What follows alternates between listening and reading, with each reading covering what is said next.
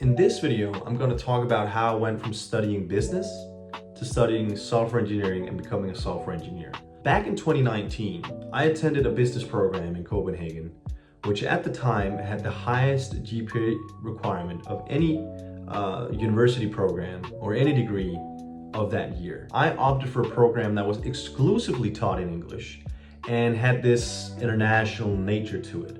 So naturally, I applied for international business at Copenhagen Business School. And it felt like a success to get admitted to that. But after being there for 1.5 years or so, I just felt kind of off and lost in it. And it just felt kind of out of place. So I made the decision to actually pivot from studying business to studying software engineering. And it is maybe one of the best and most important decisions I've ever made in my life. So the program was roughly split into two categories: the more soft, qualitative courses and the more heavy economics / math courses. It's more or less 50-50, right? And before I attended the program, I remember seeing my very first formula in statistics and I was like, damn, this is serious, right? I thought I would do a lot better and ace all the more softer courses like management or organizational analysis, etc. But to my surprise, I actually did a lot better in all the quantitative courses like microeconomics, macroeconomics, statistics. This really gave me like a positive reinforcement in that I could actually learn and do math if I just really had a crank at it. I just had to sit there for a long time to understand it, but eventually, by keep going at it, I would be able to understand it, right? And I had this, for the first time in a long time, I actually had this sort of, I can learn anything, I just really have to work hard towards it, right? This gave me like a desire to sort of learn more and more complex math and do really well in all the technical courses. But the kicker that really pushed me and made me decide to go from studying business to studying engineering and software engineering. That was when COVID hit and everyone was locked in their homes, within their walls, stuck on Zoom, and everything was just completely turned upside down, right?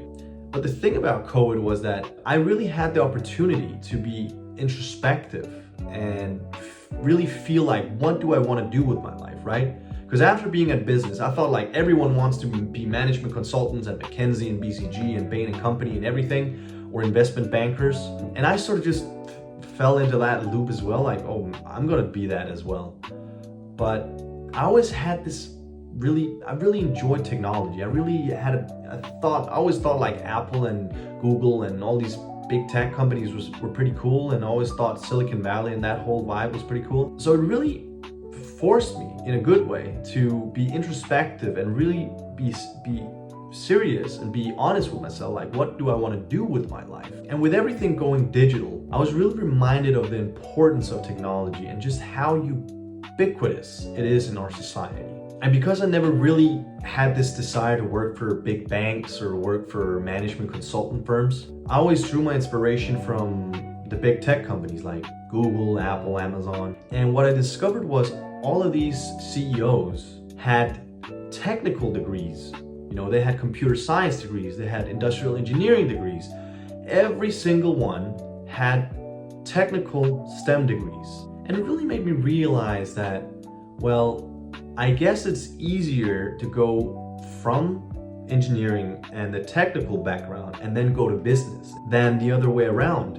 And another way I sort of imagined this whole tech business thing, right, was that I imagined technology and the tech industry as like this soccer or football field, right, where players were playing around and they were, the heat of the moment, and all these players were all the STEM educated people, scientists, technologists, engineers, mathematicians, all these things, and they were really in the heat of the sort of the big sort of waves and paradigm shifts in technology.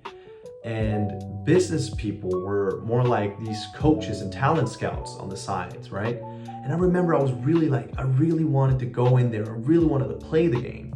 I didn't want to be a talent scout. I didn't want to be I guess I wanted to be a coach maybe at some point, but I sort of had to know the game before being able to coach the next generation in a sense, right? So really want to be in the game and feel the heat of the moment. So how did I make the switch? So in Denmark, you have these subjects in high school called A levels, and these subjects determine which university programs you can apply to.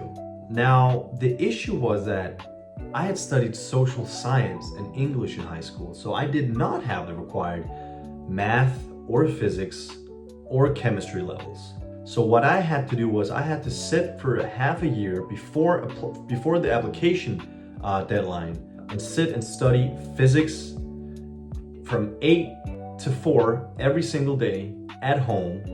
And then I had to study chemistry, same schedule, and then finally math. So I had to really study intensively and really get to learn these subjects before applying for software engineering. And the reason why you have physics and chemistry as well is because my university is actually an engineering school, a polytechnical school, I guess you can call it. So every single student that wants to study there has to have a basic level of math, of course math, but a basic level of physics, a basic level of chemistry.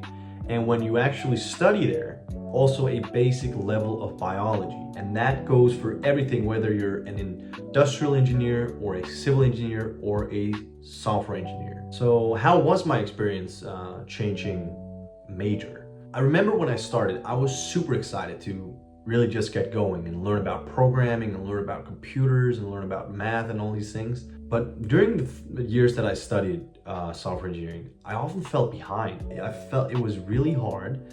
It was really difficult to understand some of the things. And it was really difficult also to find resources on the things. So oftentimes we were just left alone with a hard to understand textbook. And that's part of the experience. I mean, when something is very hard, that is also where there is a lot of things to learn. If you really want to be able to understand and have this heightened sense of intuition about these things, you really have to study hard. But also quickly realize that just as what had happened at CBS, where you had to just sort of, keep going at it, eventually you'll understand it. But you need to have this belief in yourself that you can learn and you can understand anything. But it's very important that you sort of keep at it and keep going at it. Even though it feels like you're hitting your head against the wall, you have to keep going at it.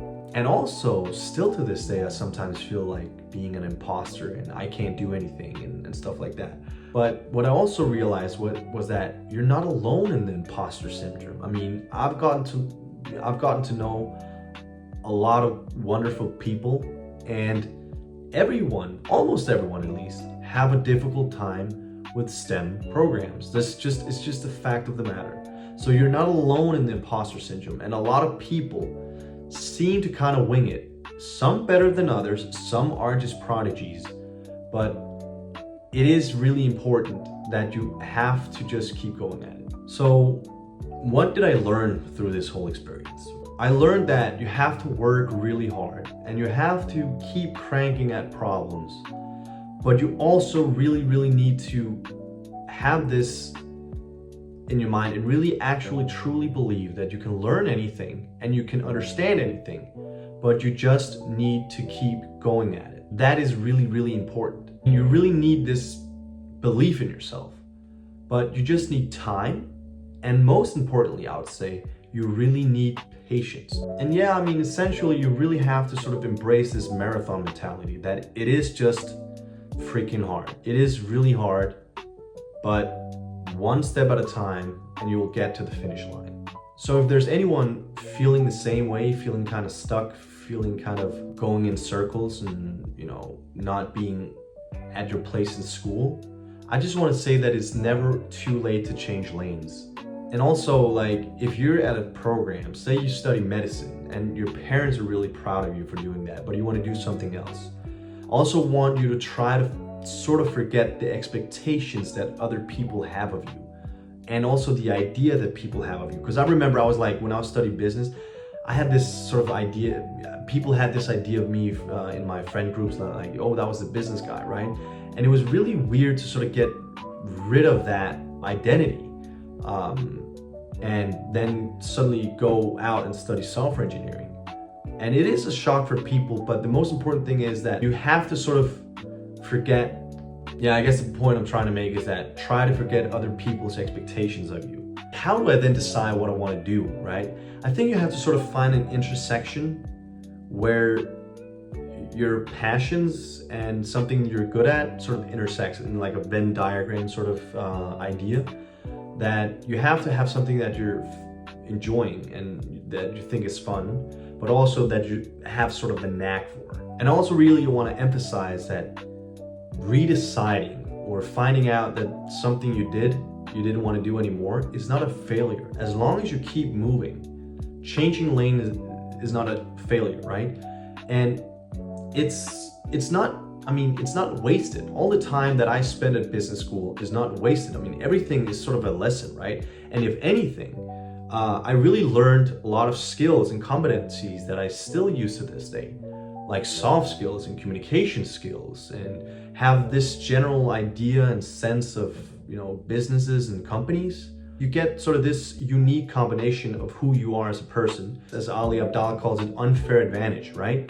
Which is really important. And also I really did realize that at work, you can be as technically educated as anyone, but communicating the technical details and communicating abstract ideas is also very, very important and very, very valuable. If there's anything that you should take away from this video is that if you're feeling stuck or you have these low levels of energy and you don't really feel excited, maybe a change of scenery is what you need.